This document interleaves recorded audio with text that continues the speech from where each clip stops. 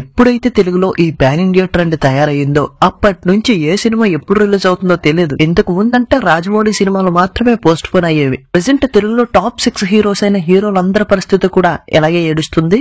Number 1 Pushpa. Sukumar ఎంత creative జీనియసో మనందరికీ తెలిసిందే.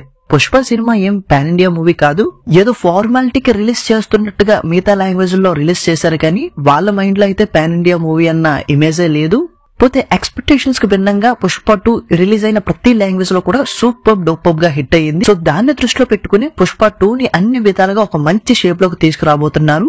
పుష్ప రిలీజ్ అయ్యి దగ్గరగా పుష్ప 2 రిలీజ్ సమయానికి 3 సంవత్సరాలు అయిపోతుంది. అంటే లిటరల్లీ పుష్ప 2 ఆడియన్స్ కి ఏం చేయాలో తెలియని పరిస్థితి. ఈ సినిమా ఆగస్ట్ 15 కి డేట్ ఫిక్స్ చేసుకుంది. ఆ డేట్ కి వచ్చేసినా కూడా పర్లేదు అనుకుందరం, మరి డిసెంబర్ 6th కి వెళ్ళిపోయింది. అప్పుడైనా ఫిక్సో లేకపోతే మళ్ళీ మారుస్తారో తెలియదు. ఇంకా తర్వాత ఓజీ. పవన్ కళ్యాణ్ ఫ్యాన్స్ విపరీతంగా వెయిట్ చేస్తున్న మూవీ ఓజీ. ఆయన మిగిలిన సినిమాలు అంత వెయిటింగ్ నడిచిందా అంటే లేదని చెప్తాను నేనైతే.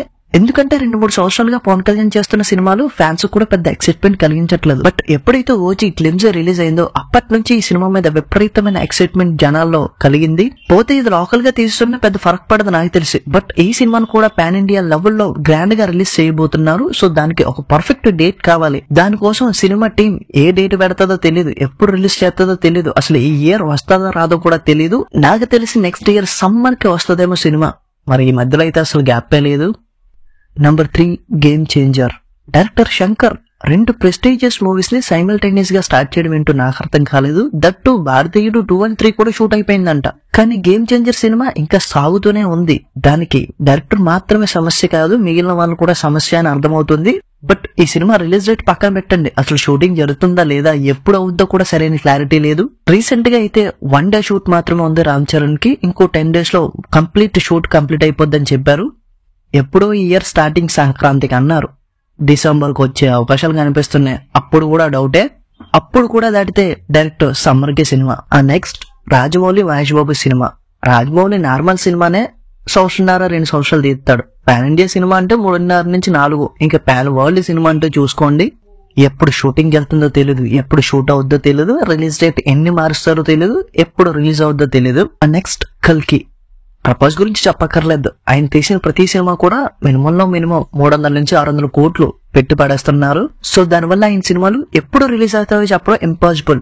పోతే ఇక్కడ మంచి విషయం ఏంటంటే ప్రభాస్ అట్ ఏ టైం ఒక 2-3 సినిమాలు షూటింగ్ చేసడం వల్ల పెద్ద టైం తెలియకుండా దగ్గరగా సినిమాలు రిలీజ్ అవుతున్నాయి.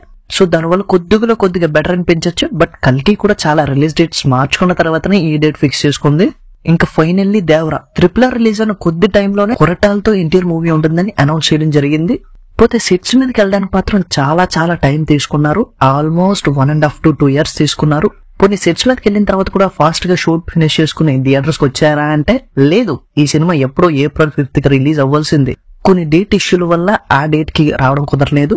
పోతే ఫైనల్లీ September 27th సినిమా రాబోతుంది. సో ఇలా ప్రతి స్టార్ హీరో సినిమా రిలీజ్ అవడానికి ఎన్ని సంవత్సరాలు తీసుకుంటుంటే అసలు జనాలు థియేటర్స్ కి రావడానికి ఇంట్రెస్ట్ ఎక్కడ ఉంటుంది చెప్పండి. ఈ స్టార్ హీరోలు థియేటర్స్ కి ఎప్పుడు వస్తారో తెలియదు. సో చిన్న సినిమాలే ఈ సినిమా థియేటర్స్ ని బతికించాలి. పోతే ఆడియన్స్ చిన్న సినిమాలు చూడడానికి వస్తున్నారా అంటే రావట్లేదు. ఎందుకంటే చిన్న సినిమాలు రిలీజ్ అయ్యి బాగోకపోతే 1 week లోనే ఓటీటీలో ప్రత్యక్షం అయిపోతున్నాయి. సో అటువంటి సినిమాల కోసం భారీగా ఖర్చు పెట్టి థియేటర్స్ కి వెళ్ళడం ఇంపాసిబుల్ కదా. సో ఇది ఇక్కడికి. If you like this video like చేసుకోండి, ఫ్రెండ్స్ అండ్ ఫ్యామిలీతో షేర్ చేసుకోండి. మీ ఒపీనియన్ ఏంటో ఈ వీడియో మీద కింద కామెంట్ చేసుకోండి. అండ్ మర్చిపోకుండా సబ్స్క్రైబ్ చేసుకుని గురుగారు కొట్టచ్చు కదా, గంట పక్కన ఉంది కదా. Thank you.